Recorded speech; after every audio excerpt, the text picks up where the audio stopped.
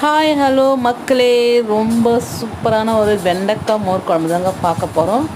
இந்த வெயிலுக்கு இந்த மாதிரி நம்ம சாப்பிட்டோம்னா ரொம்ப வயிற்றுக்கு ரொம்ப சில்லுன்னு இதமாக இருக்குங்க. இது வாங்க, இது எப்படி பண்ணுறதுன்னு பார்க்கலாம். செம்ம டேஸ்ட்டாக இருக்கும். அப்பளம் மாங்காய் ஊறுக்காய் அது மாதிரி சைடிஷாக வச்சுக்கலாம்.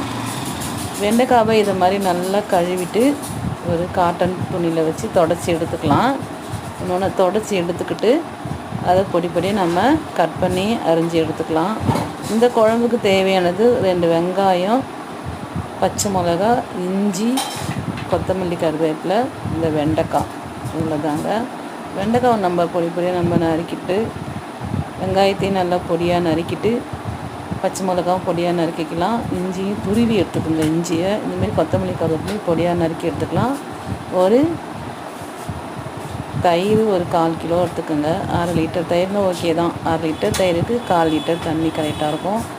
அது தண்ணியே வேணாலும் கம்மியாக கூட நீங்கள் தண்ணி போட்டுக்கலாம். இந்த மாதிரி அரிஞ்சு வச்ச பச்சை மிளகா, இஞ்சி, கருவேப்பிலை இது எல்லாத்தையும் இந்த தயிரோடு நல்லா சிலுப்பி எடுத்து அதில் மிக்ஸ் பண்ணி போட்டுக்கலாம். தேவையான உப்பு போட்டுக்கோங்க.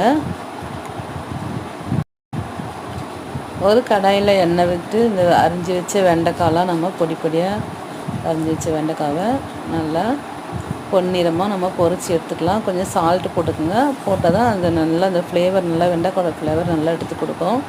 இதை பொடியாக நம்ம நறுக்கின்றத நல்லா ஃப்ரை பண்ணி எடுத்துக்கலாம்.